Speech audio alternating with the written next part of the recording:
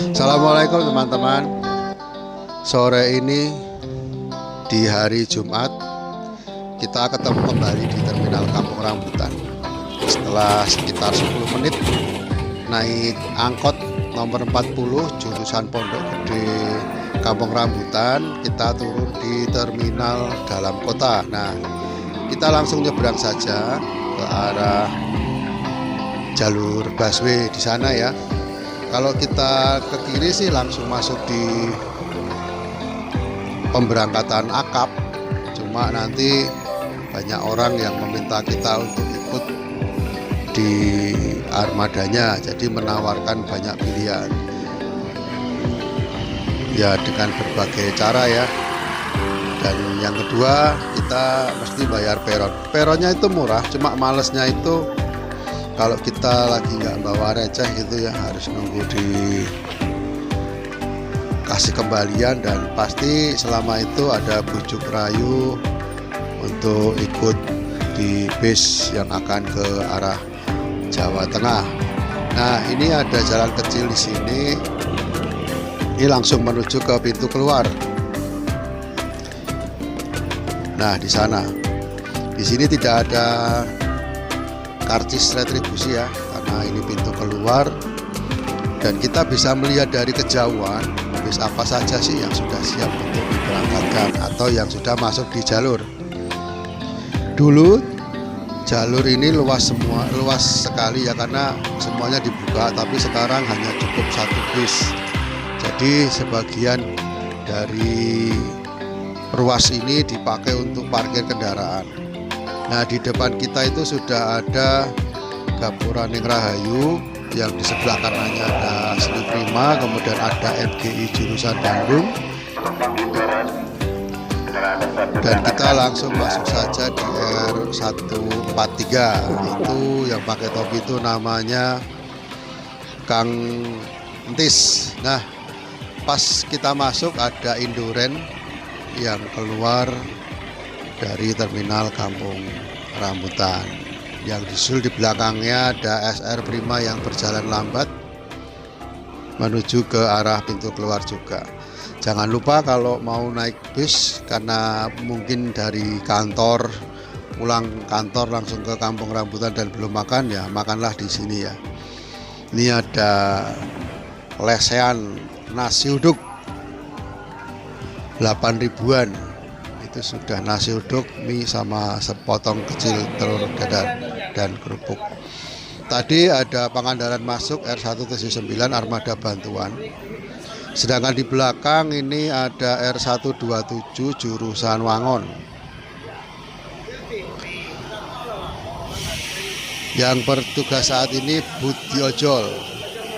Ini ada premier kelas dari Budiman. Nah, ini Budi Ojol, ini Budi Supriyadi yang lagi sibuk. Siapa, Bud? Siapa? Kameramen. Siapa? Yang ngurusin itu? Bukan si Apip tadi. Oh. Lah, Apip tadi kan dari sini.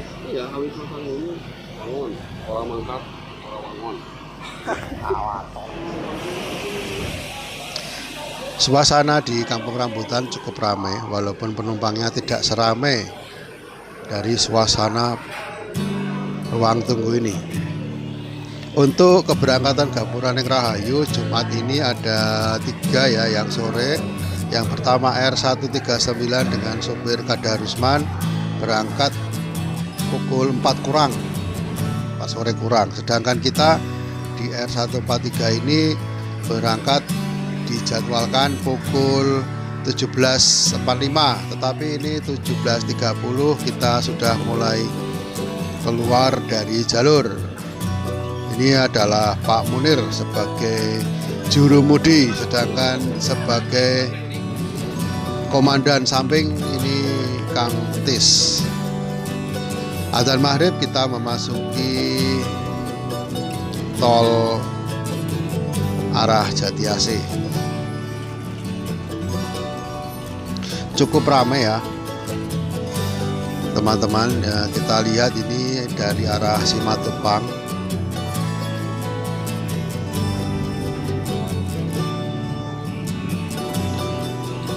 Apalagi kita memasuki dari Cikunir, dari Tol Jor kita masuk di arah Tol Bekasi ini, meskipun ramai tapi ini terbilang lancar ya daripada minggu-minggu sebelumnya yang begitu kita turun dari Cikunir sudah langsung dihadang kemacetan.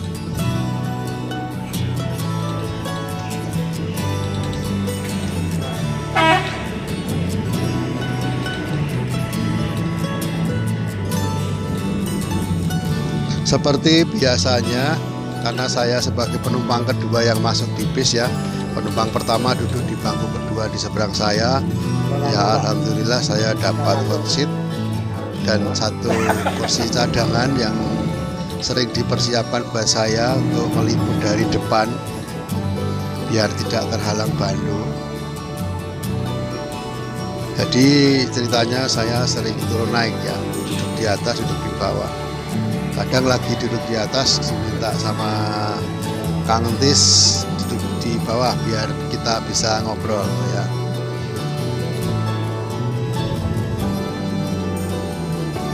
Nah, kemacetan ini mulai terasa ketika kita memasuki area Karawang Barat, dan ini masih agak lancar. Kita masuk di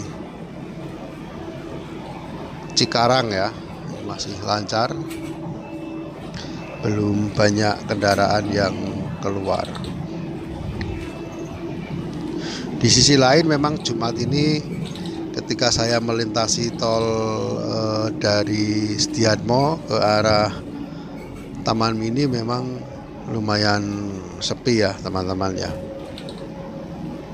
Nggak tahu orang-orang tidak pada pulang atau bagaimana, tapi kalau kita lihat yang seberang ya itu amat sangat padat.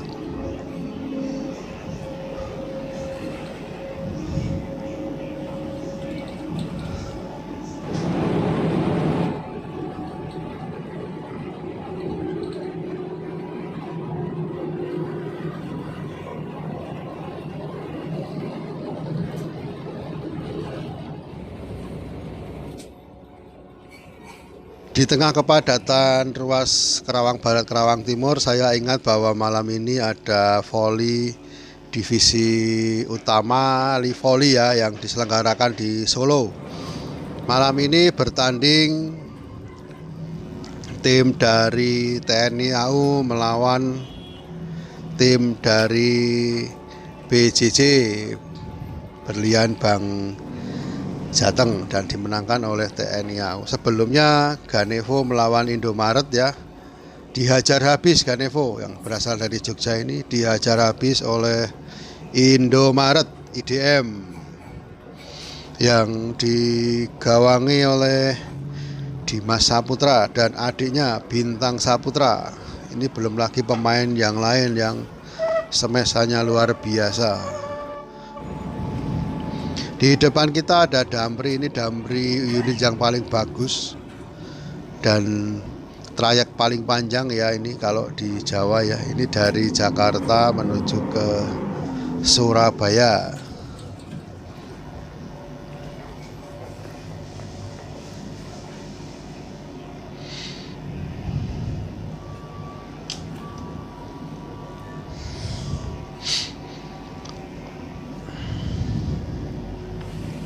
Kepadatan lalu lintas ini menyebabkan beberapa kendaraan mengambil bahu jalan untuk melintas lebih cepat. Tapi seringkali tiba-tiba terhambat karena ada kendaraan yang mogok atau berhenti di bahu jalan. Ya memang bahu jalan ini peruntukannya adalah kondisi darurat untuk kendaraan yang trouble, yang perlu berhenti di bahu jalan atau permasalahan yang lain. Tapi untuk menerabas-nerabas seperti ini sebenarnya ini tidak diperkenankan. Memasuki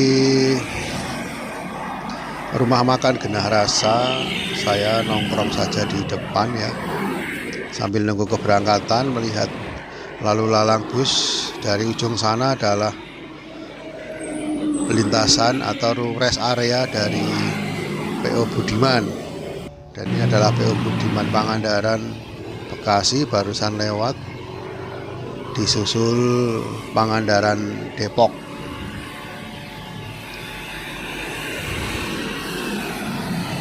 Suasananya cukup ramai ya teman-teman. Walaupun ini agak telat karena kita memasuki rumah makan ini sudah jam setengah 12. Ada R135 dari arah Wangon memasuki area rest area Genah Rasa 2 di Nagrek.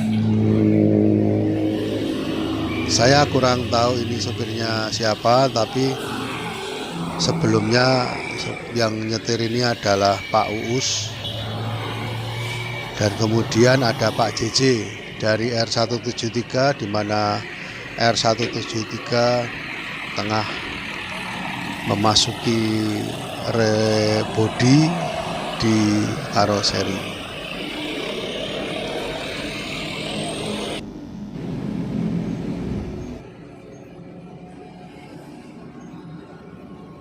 Oh ini ya, trailer ya, panjang.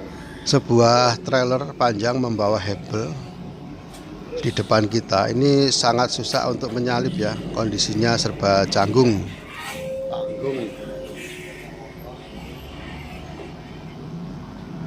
Tanggung sekali.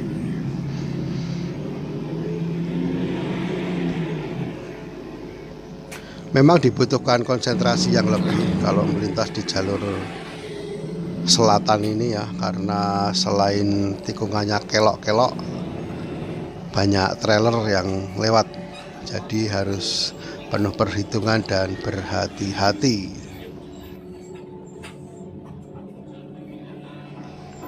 Dari sisi kanan tiba-tiba sebuah truk box menyalip dan ambil posisi, tetapi Pak Munir santai saja, tidak emosi, karena emosi itu nggak perlu di perjalanan yang melelahkan ini kan, karena juga hanya akan menguras energi. Jadi biarkan saja seperti itu.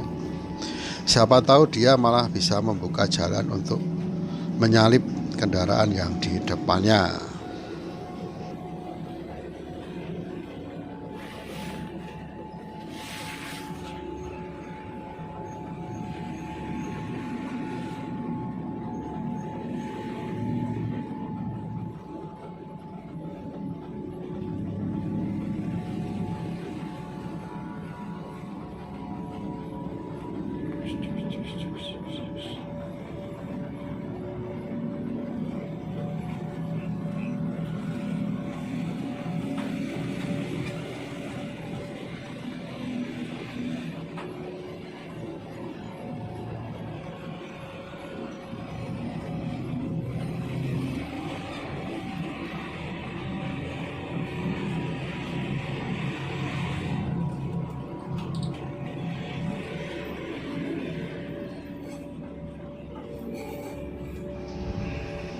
Hampir mendapatkan momen untuk ikutan nyalip, tapi ternyata di depan adalah tikungan tajam. Jadi kita tunda dulu nyalipnya.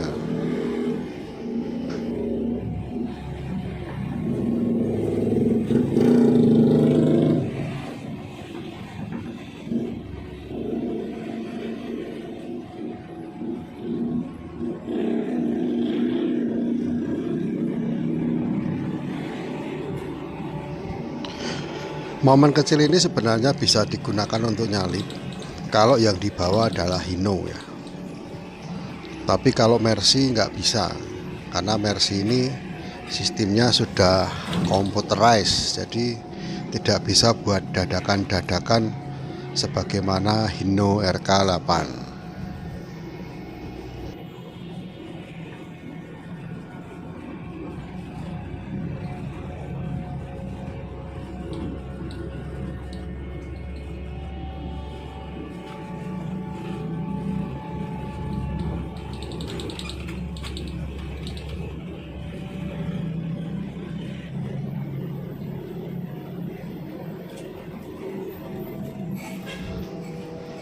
Nah akhirnya dapat juga ya, di jelang akhir jembatan ternyata jalan lurus dan tidak ada tanda-tanda kendaraan dari arah depan.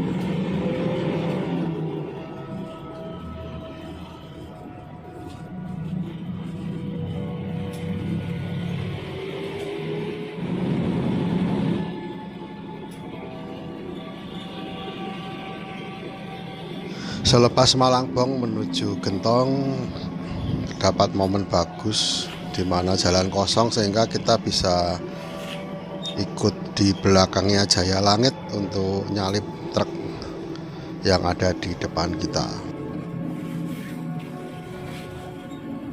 Nyalipnya itu harus diayun-ayun dulu ya Pak ya. Harus diayun dulu gitu ya, nggak bisa apa namanya langsung gas gitu ya. Harus semua versi.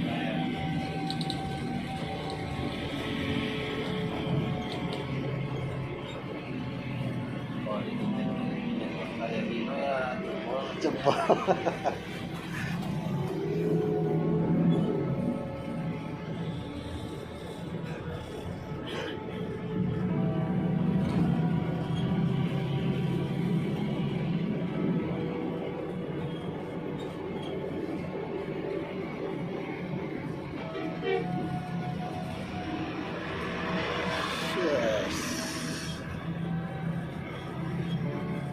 Tiba-tiba dari kanan langsung masuk di depan kita sebuah bis doa ibu dengan sasis Hino RG. Nyaris sekali ya. Oh gitu dah. Makanya kalau Hino bisa buat truk baru satu buat tos gitu. Iya, itu RG ya tapi ya. Karena setang serangnya pendek kalau mau mobil Jepang. Oh, Kalau rover ya setang serangnya panjang. nafasnya panjang. Gitu. Jadi untuk begininya kan lama. Lama ya. Ngangkatnya lama.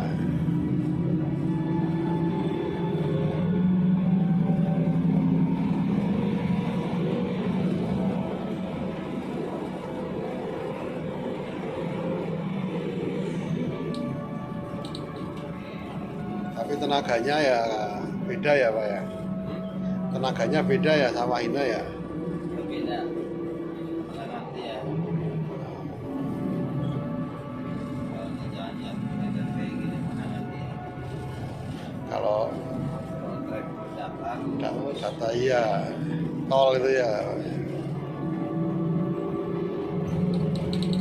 dengan dia juga sebetulnya. Kalau yang bawa bisa gitu. Ya. Setang serangnya pendek. Jadi ini baru dua kali Baru dua kali naik gitu ya. naik Dia dia sudah- udah bisa 4 kali naik kan udah jelas kelihatan beda Iya. torsi tenaganya beda.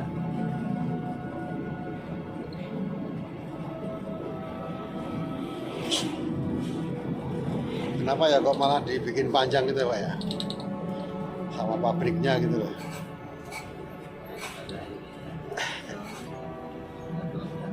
Ya pasti makanya tuh kelebihannya apa ini.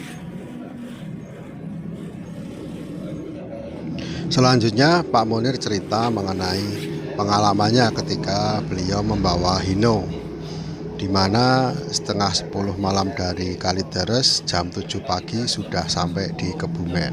Pagi udah di sini lewat sini Iya. bukan lewat Cipali lewat sini Gandrung Kawangan Wah. Oh, lewat selatan. Pinggasan iya lewat Enggak Gandrung Kawangan itu dulu. lewat Santeran langsung kaki Malang sana Jetis Iya. ya bagian selatannya sini pukul jam 9 setengah 10 dari Kalideres jam 7 pagi setengah 7 Elok. Sudah ngopi. jam kopi.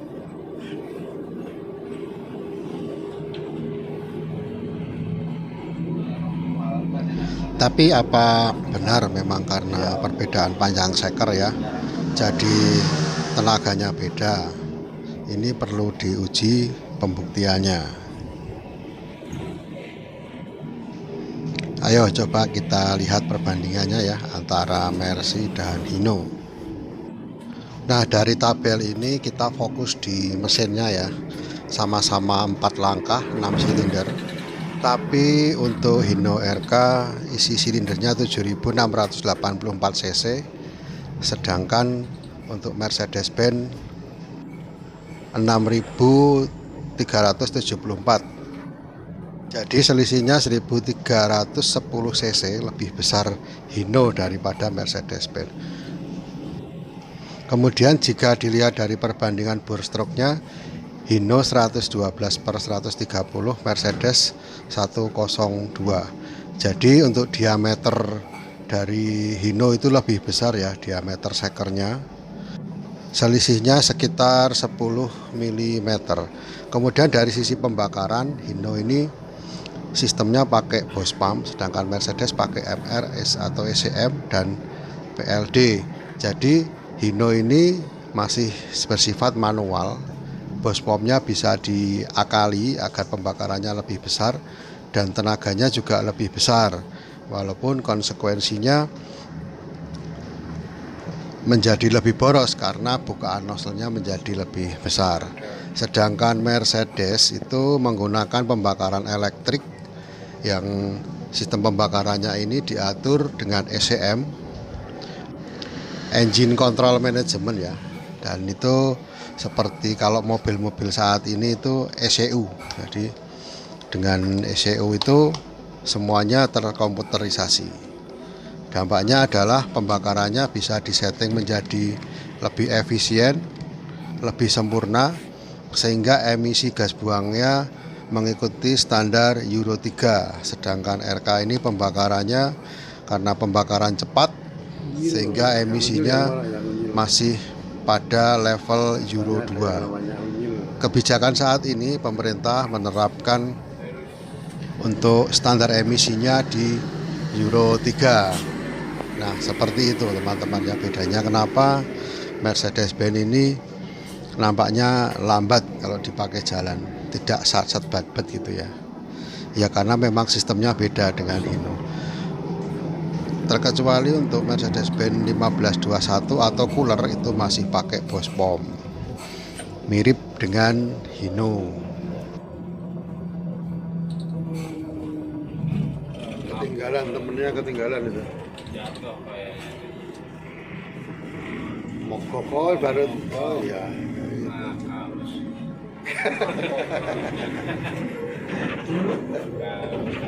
Solarnya habis. Banyak pelanggar ya. Oh iya, sepanjang perjalanan tadi kita disalib oleh moge-moge ya, dan menyuruh kita untuk minggir.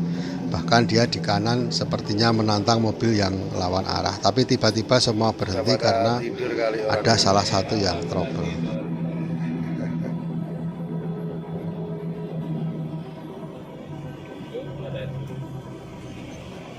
Habisnya mana? Oh tuh di belakang. Sana. Oh iyalah, ini orang-orangnya. Di ATM. Yang ada AC-nya.